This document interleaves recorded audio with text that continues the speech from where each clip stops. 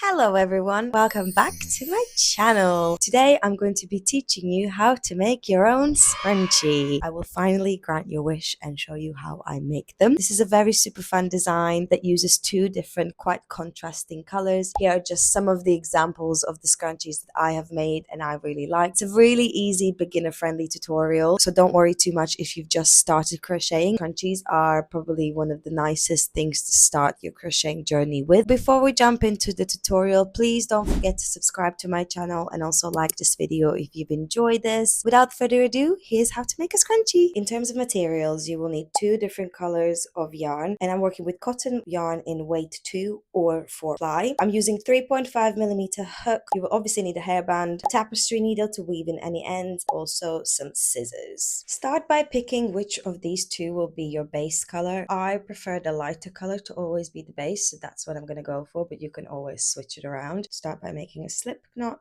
and going through the hair tie. By holding the yarn and the slip knot next to the hair tie, you want to chain 1, and this is going to secure the yarn around the hair tie like so. And now you're going to do single crochets all around the hairband until you are happy with the way it looks and that it's nicely covered. It will be a little bit tricky at first because the hair tie will want to go everywhere, but you will find a way to hold it that feels comfortable to you.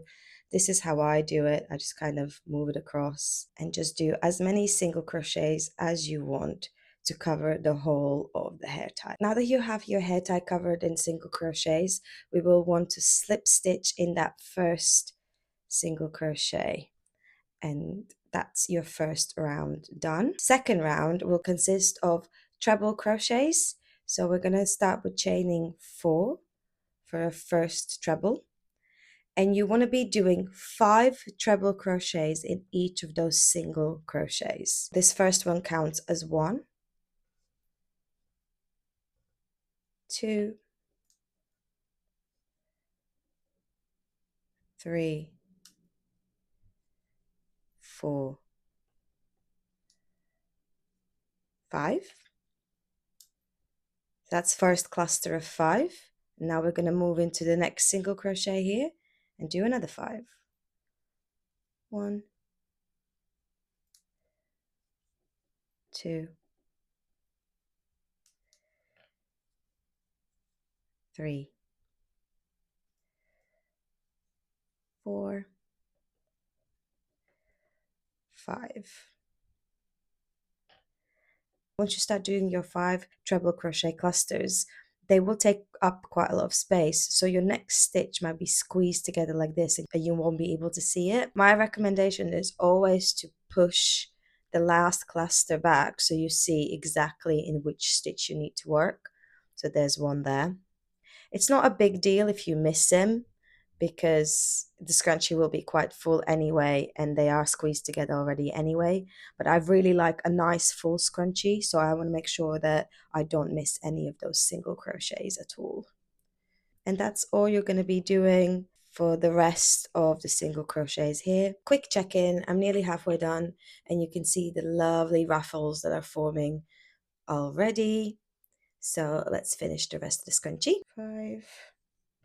Okay, every single crochet has 5 treble crochets in them, and this is what the scrunchie looks like now, and that's how you get that super voluptuous look, I would say. Now we're going to slip stitch in the first chain 4 like so and cut off the end of the yarn. Now I'm going to work on the trimming with the dark green. Take your trimming color, attach it to the scrunchie here.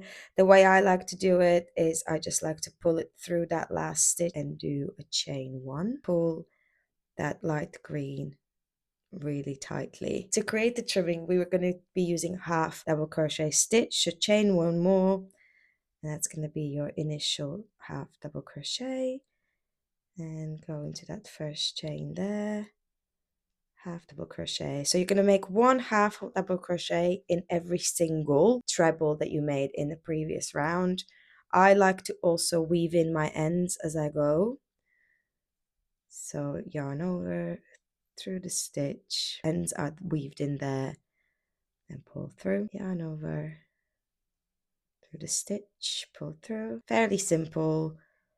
It's just a lot of stitches, as you can imagine. So I'm going to do my half double crochets all across the scrunchie, and I will check in with you when I'm about to do my last one. Okay, I'm on my last half double crochet. Instead of slip stitching into the stitch here, we're going to leave it. Going to cut off the yarn and pull it through. Get your tapestry needle, and we're going to be going through that first half double crochet we've created and pull it together, and then through the last one that we made and pull it together.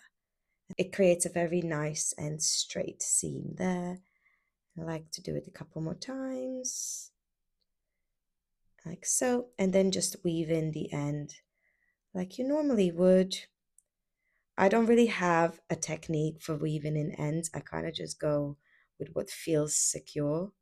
So with scrunchies, I just like to pull it through quite far through the scrunchie just to make sure that it definitely doesn't come undone. Cut it off here. Boop. We've already weaved this one in as we went, so we can just cut it off. And then it's just the last end from the beginning of the scrunchie. And with that one, I just like to go through the stitches like so. And once again, cut it off with the tapestry scissors. And here you go, and that is your scrunchie all done. It's nice and fluffy and wavy and looks really good on as well. Super cute. And as you now know, it's a very easy tutorial to follow, so make sure you save this for your future crochet creations. I'll see you in the next video. Bye.